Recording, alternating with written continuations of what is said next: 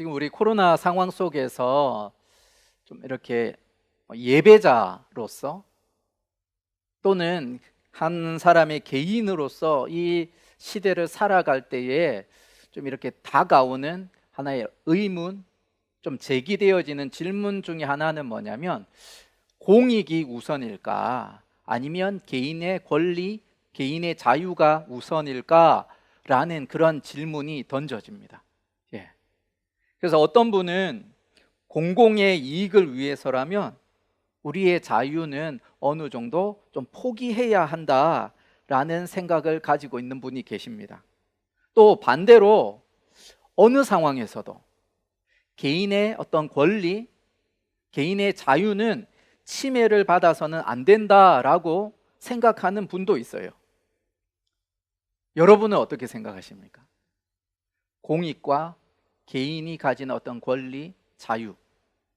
근데 이 두 마치 그 저울의 두 면처럼, 양면처럼 어느 하나의 포커스를 강조하다 보면 한쪽이 좀 위태로워지기도 하고 반대가 되어지기도 해서 그 균형을 잡는 게 참 중요해요. 그래서 인류의 역사를 한번 보면 공익에 대해서 너무 강조하다가 보면은 그 나라, 그 사회가 독재로 빠지는 경우들이 많이 있었어요. 공공의 이익을 위해서라면 개인의 자유와 권리는 이렇게 포기해도 된다, 아니면 침해되어서도 된다라는 것이 강하게 가면 갈수록, 처음에는 안 그랬는데 나중에 시간이 흘러가면 갈수록 이렇게 독재의 어떤 사회로 그렇게 좀 잘못 가는 그런 경우들이 인류의 역사를 보면은 보게 되어져요. 또 반대로 너무 자유를 강조하다가 보니까 그 자유가 오히려 자유가 아니라 방종으로 넘어서서 문제가 되어지는, 사회에 어떤 무리를 일으키는 그런 경우들도 종종 있다는 겁니다. 그래서 자유, 개인의 자유에 대해서 우리가 좀 이렇게 인정을 받아야 되고 우리가 누려야 하겠지만, 또 때로는 공익을 위해서 우리가 조금은 조심해야 될 부분도 있지 않는가 생각이 됩니다. 또 반면에 공익을 위한다고 하면서 개인의 자유를 침해한다면 그 공익이 정말 공익일까라는 것도 한번 생각을 해봐야 된다는 거죠. 우리 아일랜드 출신의 극작가이고 수필가이고 많은 명언을 남긴 조지 버나드 쇼라고 하는 분이 이런 자유와 관련해서 이런 명언을 남겼습니다. 우리 같이 한번 읽어볼까요? 시작. 자유는 책임을 수반한다. 이것이 바로 대부분의 사람들이 자유를 두려워하는 이유다. 그러니까 내가 자유롭게 무언가 어떤 행동을 할 때에는 거기에 따르는 결과를 책임질 그러한 준비를 하고 그렇게 행동해야 된다는 거예요. 그래서 자유와 방종이 조금 구별이 되어지는데, 자유에는 어떤 책임이 따릅니다. 그리고 어떤 절제함이 있고 어떤 넘어서는 안 되는 어떤 라인이 있어요. 그것이 어떤 규칙이라고 할 수 있을 거고 어떤 규정이라고 할 수 있는데, 근데 방종은 보면 그런 것이 없어요. 내 멋대로, 내 마음대로, 누가 어떤 피해를 받든 그거 상관없이 그렇게 자기 마음대로 행동합니다. 그리고 그 방종의 결과 참 많은 사회의 무리를 일으키기도 합니다. 최근에 그 뉴스 중에 교회와 관련해 갖고 두 가지 좀 상반되는 뉴스가 나오고 있어요.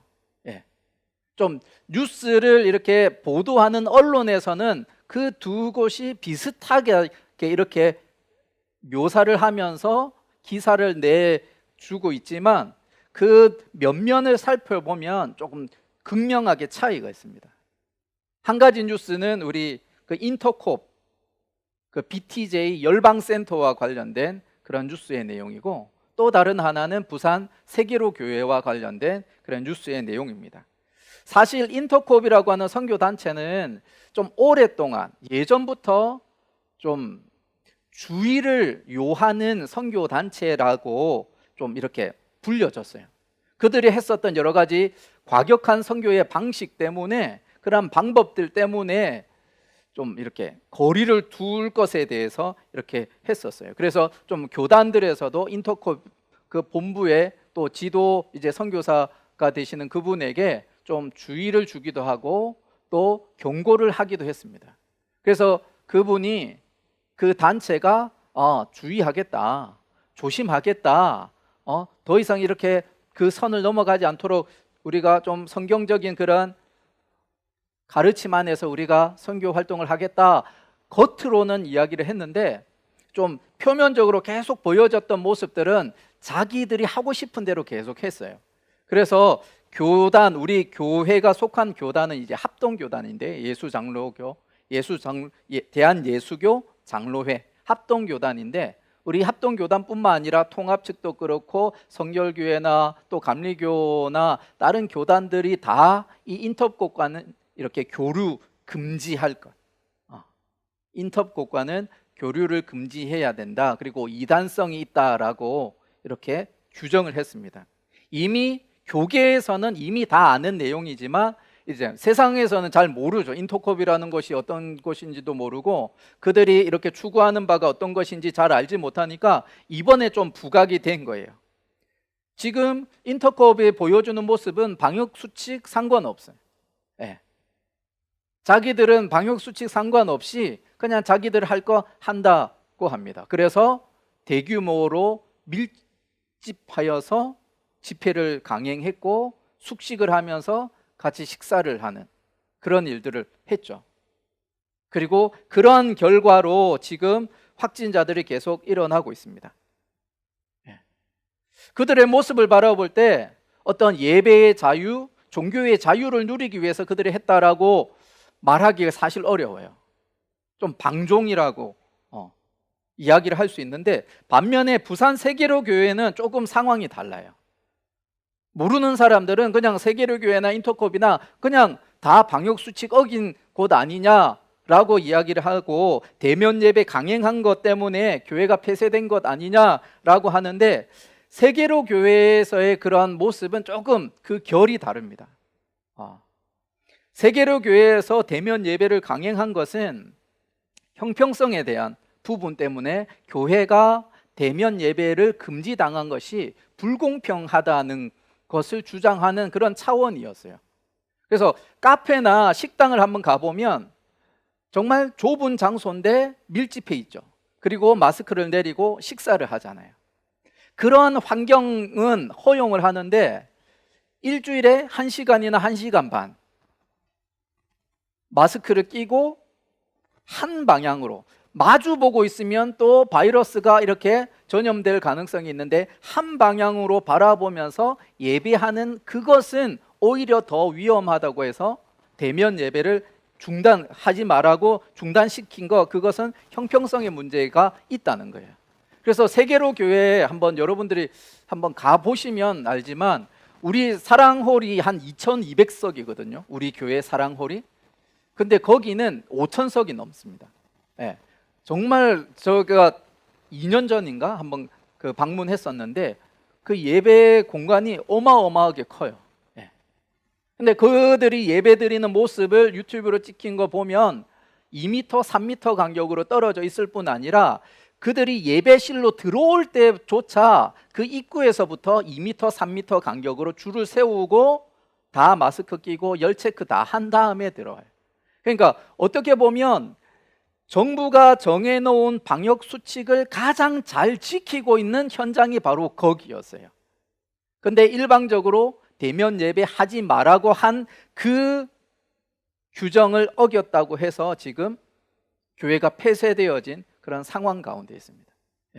그래서 지금 인터콥과 세계로 교회의 모습이 뭐 둘 다 방역수칙 어겼다라는 거 표면적으로 보여질 수 있지만, 인터콥은 좀 방종의 그런 모습이라면 세계로 교회는 공교회로서 책임을 다하면서도 예배의 자유, 예배 종교의 자유를 누리기 위한 그런 권리를 이렇게 주장한 그런 모습이라는 거예요. 그래서 두 가지의 양상이 비슷하게 세상에서 언론이 보도를 하지만 그 내면을 한번 보면 극명하게 차이가 있다는 겁니다. 그리고 이런 상황들이 지금 우리 청년들에게 들려질 때 우리 청년들에게 좀 보여질 때는 좀 혼란스러워요. 예. 어떻게 해야 되는 것이 맞는가?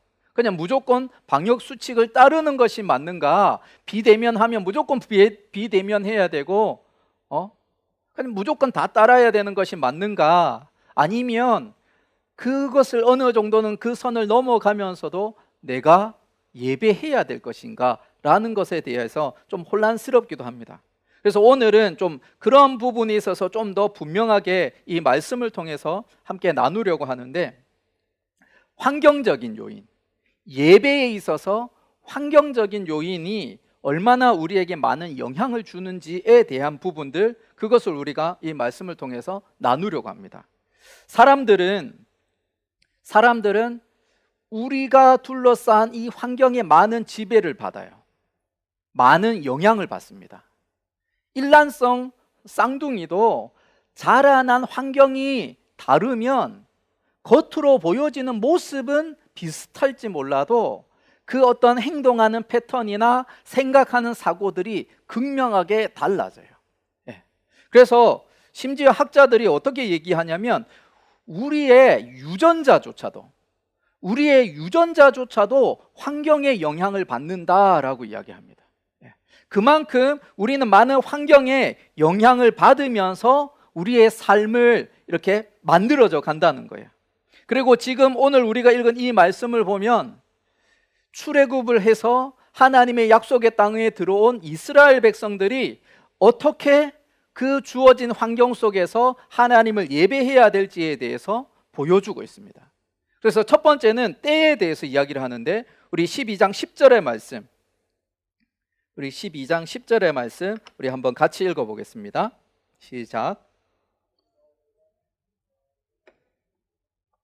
너희에게 기업으로 주시는 땅에 거주하게 될 때, 또는 여호와께서 너희에게 너희 주위의 모든 대적을 이기게 하시고 너희에게 안식을 주사 너희를 평안히 거주하게 하실 때에, 지금 그 때에 대해서 이야기합니다. 어떤 때예요? 하나님께서 주신 약속의 땅에 들어가게 되어졌을 때.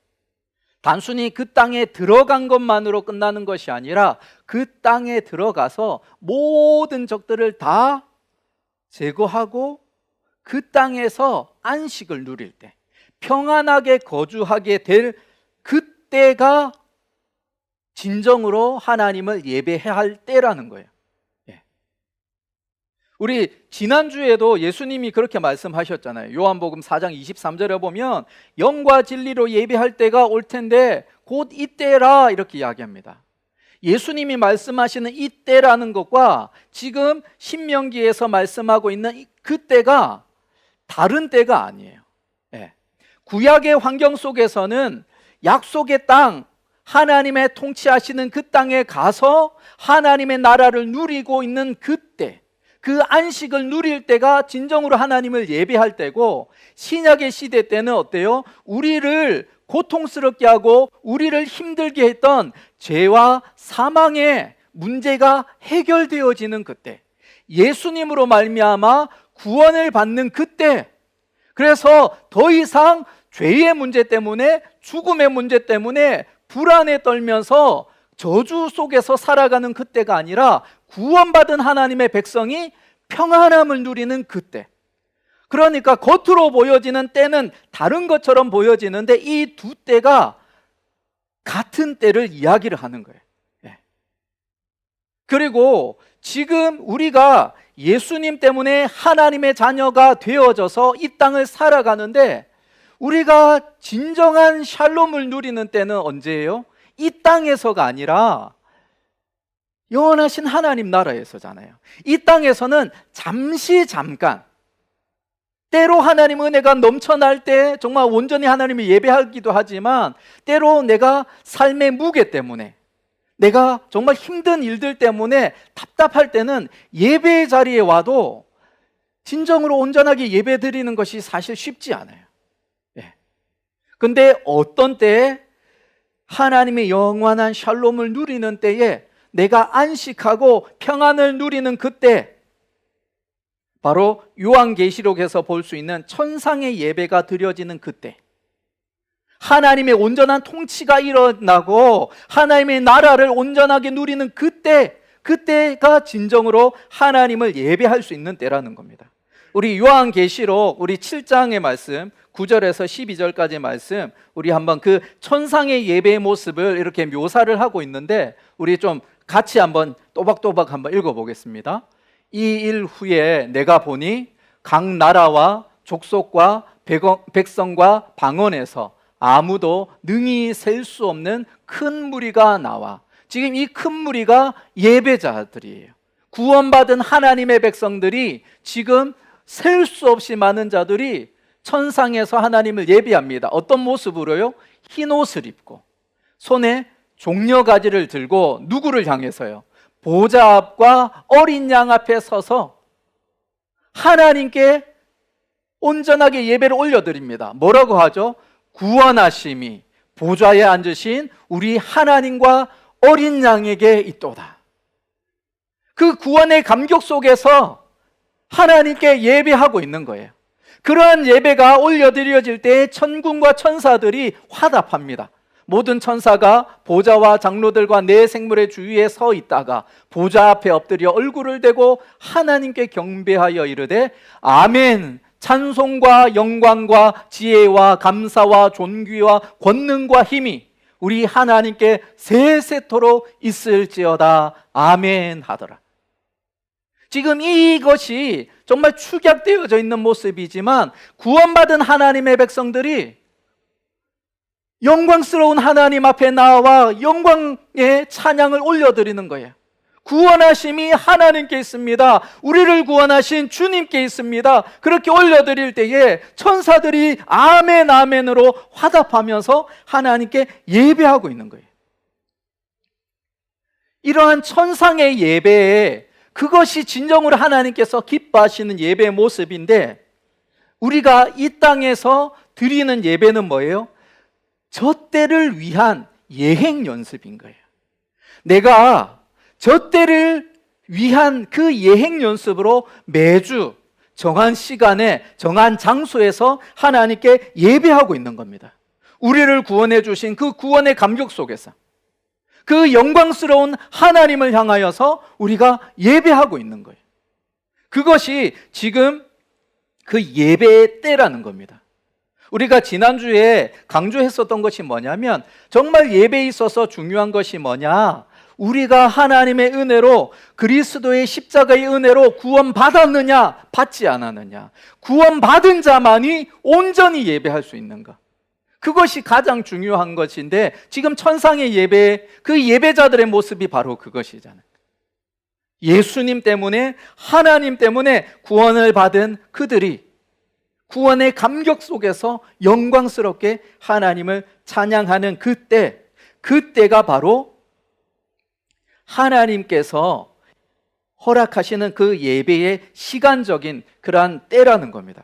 그 다음에 두 번째는 예배의 장소적인 그런 어떤 환경적인 요소가 있는데, 우리 13절, 14절의 말씀, 신명기 12장 13절에서 14절까지의 말씀 우리 한번 같이 읽어볼게요. 너는 삼가서 내게 보이는 아무 곳에서나 번제를 드리지 말고 오직 너희의 한 지파 중에 여호와께서 택하실 그곳에서 번제를 드리고 또 내가 내게 명령하는 모든 것을 거기서 행할지니라.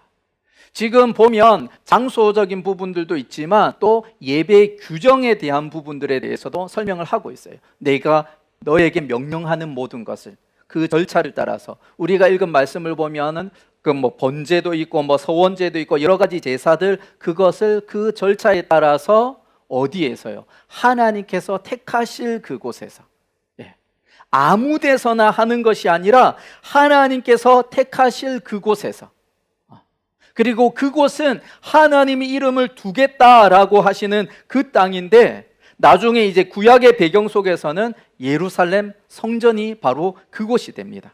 근데 이 말씀보다 앞에 조금 독특한 내용이 나오는데 2절, 3절의 말씀을 보면 하나님이 이렇게 말씀하세요. 너희들이 들어가는 그 땅에 가면은 그 땅에 거하던 우상을 섬기던 그 민족들을 쫓아내는데 뭐 하라고요? 그들이 섬기던 그 신들이 있는 그 곳, 그러한 제단, 그곳이 높은 산이든지 작은 산이든지 푸른 나무 아래든지 어떤 곳이든지 우상을 섬기던 그 자리를 뭐 하라고요? 깨끗하게 파멸하라, 그렇게 이야기합니다. 그 땅을 정결하게 만들라라고 이야기합니다. 예배의 장소, 그 환경적인 요인을 깨끗하게 하라는 거예요. 그래서 지금 우리가 온라인으로 우리 예배하는 우리 청년들, 그 예배의 자리가 어수선하면 예배가 되지 못하고 그냥 방청객으로 그냥 전락해 버리는 겁니다. 하나님은 약속의 땅으로 들어갈 때 먼저 해야 될 것은 그냥 내가 거하는 그 땅에, 내가 이름을 두는 그 땅에서 예배하는 그 이전에 더럽혀진 그 땅을 깨끗하게 하라, 정결하게 하라, 그렇게 말씀하고 있는 거예요. 거짓 우상을 섬기는 그 땅을 깨끗하게 하고 그 다음에 뭐 하냐? 내가 이름을 둘 그 자리. 그래서 우리 12장 5절의 말씀 한번 볼까요? 같이 읽어봅시다. 오직 너희의 하나님 여호와께서 자기의 이름을 두시려고 너희 모든 지파 중에서 택하신 곳인 그 계실 곳으로 찾아 나아가사. 예. 지금 아무데나 가지 마라 말씀하시고, 우상 숭배하던 그곳은 깨끗하게 정결하게 하고 깨끗하게 정리하게 하시고, 그 다음에 말씀하시는 게 뭐냐면 내 이름을 둘 그 자리에 너희들이 나아가라, 그렇게 이야기합니다. 그 말은 반대로 뒤집어서 이야기하면 그곳에서 내가 만나 줄게 라고 말씀하는 거예요. 11절에도 똑같이 이야기를 합니다. 11절에도 보면 여호와께서 자기 이름을 두시려고 택하신 그곳에서 예배의 규정을 따라 순서를 따라서 하나님께 예배하라 말씀하고 있어요. 그 장소가 그만큼 중요하다는 겁니다. 그 장소가 특정 장소이기 때문에 중요한 것이 아니라 하나님이 그 자리에 자신의 거룩한 이름을 두시겠다 약속하셨기 때문에, 그 특정한 장소에 내가 만나 주시겠다 약속했기 때문에 그 장소가 중요하다는 거예요. 하나님이 정하신 곳이기 때문에 거룩한 곳이 되어지고, 하나님의 이름을 그곳에 새겨 놓았기 때문에 그곳이 의미 있는 곳이고, 그곳이 예배의 자리가 되고, 그곳이 하나님께 영광 올려드리는 자리가 된다는 말입니다. 이제 그런데 우리에게 한 가지 이렇게 의문이 드는 것은 뭐냐면, 그곳이 구약의 배경 속에서는 예루살렘 성전이잖아요. 네. 신약 시대를 살아가는 우리에게 있어서 예루살렘 성전은 너무 먼 곳이에요. 갈 수도 없고 가지도 못하는 그 장소입니다. 그러면 우리가 이렇게 예배하는 예배는 그러면 잘못된 것인가? 아니라는 거죠. 우리 요한복음 2장을 보면 예수님이 예루살렘 성전에 올라가세요. 예루살렘 성전에 올라가서 보니까 그곳이 하나님을 예배하고 하나님을 향하여 기도하는 장소가 아니라 강도의 소굴이 되어진 거예요. 장사치들이 가득한 거예요. 제사를 드리기 위해서 제물을 갖고 와야 되는데, 먼 곳에서 흠없는 양이나 염소나 제물을 갖고 오려면 오는 도중에 흠이 생기니까 어떻게 하냐면 돈을 갖고 와가지고 그 성전에서 제물과 바꿔치기 하는 거예요. 바꿔치기. 그러니까 매매하는 거예요. 그리고 그 매매하는 것이 돈이 되니까 어때요?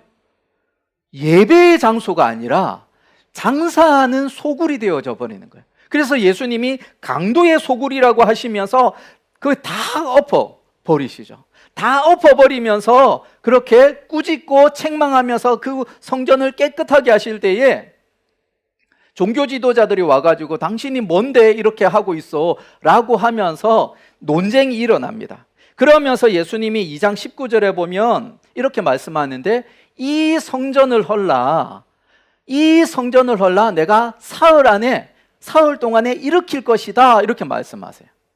지금 여기서 말씀하시는 성전은 예루살렘 성전이 아니라 누구예요? 예수님의 몸. 예수님의 몸 대신 성전을 이야기하는 거예요.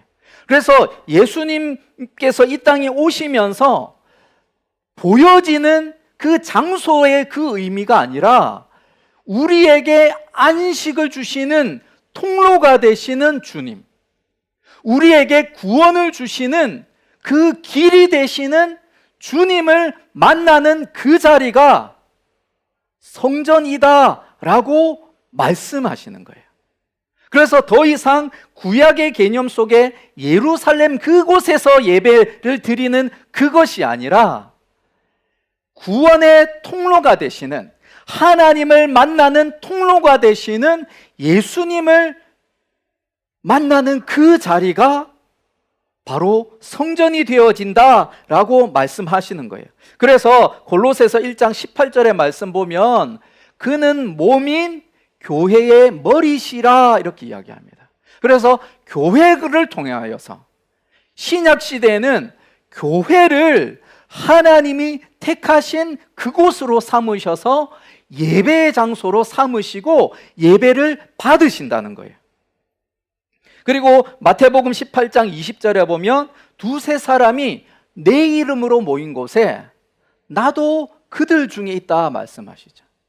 교회, 예수 그리스도의 이름으로 모인 사람들, 그곳에 주님께서 함께 계시고 그곳이 예배의 장소가 되어진다, 하나님의 이름을 두시는 그 장소가 되어진다 라고 말씀하고 있는 거예요. 신명기에서 말씀하시는 그 하나님이 택하시는 그곳이 바로 예수님을 통하여서 모여있는 하나님의 백성들, 그 교회 공동체가 있는 그 자리가 이제는 예배의 자리가 되어지고 하나님께서 만나주시는 자리가 된다라는 거예요. 자, 우리를 바라볼 때 우리는 목포 사랑의 교회 청년부입니다. 왜 우리를 목포 사랑의 교회 청년부라고 그래요? 목포 사랑의 교회 예배당이 있는 그곳에서 모이는 공동체이기 때문에, 모이는 청년부이기 때문에 목포 사랑의 교회 청년부라고 이야기를 하는 거예요. 우리가 이곳에서 모이지 못하면 그냥 각자의 자리에서 흩어져서 예배를 하고 있으면 우리는 목포 사랑의 교회 청년부가 아니에요. 하나님 보시기에 한 사람의 예배자일 수는 있지만 교회에 속한 공동체로서 하나님을 예배하는 자로는 부족함이 있는 거예요. 하나님께서 자기 이름을 두시겠다고 하는 그곳, 주님의 이름이 새겨져 있는 그곳, 그 장소에서 하나님께서는 하나님의 백성이 모여서 예배하기를 기뻐하신다는 거예요. 코로나 시대에 함께 모여서 예배하지 마라, 하지 마라 하는데 하나님은 모여서 예배하시기를 원하는 거예요. 다만 우리가 공익을 위해서라면 방역 수칙을 따르면서 모여서 예배하는 거예요.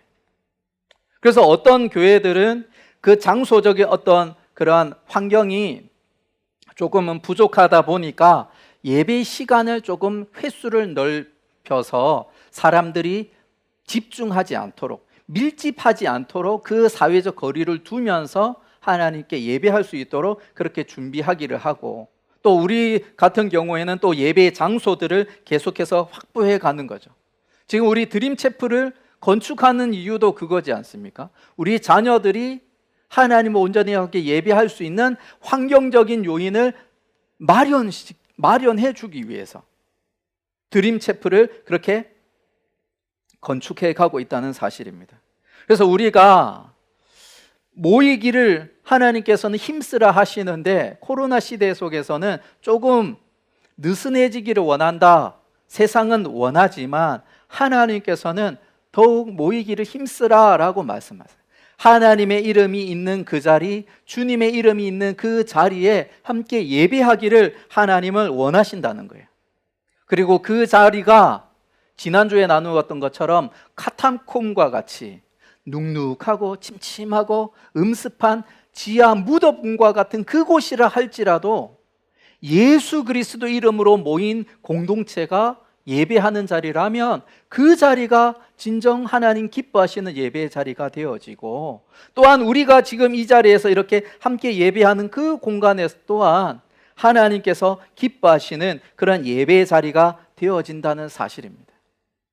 우리가 예배에 있어서 이 코로나 시대 속에 여러 가지 혼란스럽고 무엇이 옳을까 좀 우리에게 의문이 들 때가 많이 있는데, 성경은 그 구원을 받은 하나님의 백성들이 예배할 때가 있음을 이야기를 하고 있고, 그리고 하나님이 이름을 두시는 그 자리, 성전이신 교회가 되시는 그 주님의 이름으로 모인 그 자리에 함께 예배하기를 하나님께서는 원하신다는 사실입니다. 우리 마지막으로 시편 122편 1절을 보면 다윗이 이렇게 고백하는데요, 우리 한번 같이 읽어보겠습니다. 사람이 내게 말하기를 여호와의 집에 올라가자 할 때에 내가 기뻐하였도다. 여호와의 집에 올라가자 할 때에 내가 기뻐하였도다. 우리 한 주간 이제 우리가 토요일, 다음 주 토요일이면 대면으로 이렇게 함께 예배할 수 있을 텐데, 좀 이런 마음으로 사모하면서 우리의 삶을 준비하면서 이렇게 나아왔으면 좋겠어요. 하나님의 전에 나아가서 주의 이름이 새겨진 그 교회에 나아가서 예배하는 것이 나의 기쁨이 되어집니다 라는 고백이 우리의 모든 고백이 되어졌으면 좋겠습니다. 그래서 하나님이 택하신 그곳에서, 성전 대신 주님이 거하시는 그곳에서 우리가 함께 예배하면서 구원의 감격 속에 하나님을 찬양하는 우리들, 천상의 예배를 이 땅에서 미리 맛보는 우리들의 예배 되어지길 소원합니다. 우리가 함께 그러한 마음으로 정말 예배하는 우리 모든 청년들 되어지기를 주의 이름으로 축원드립니다. 아멘.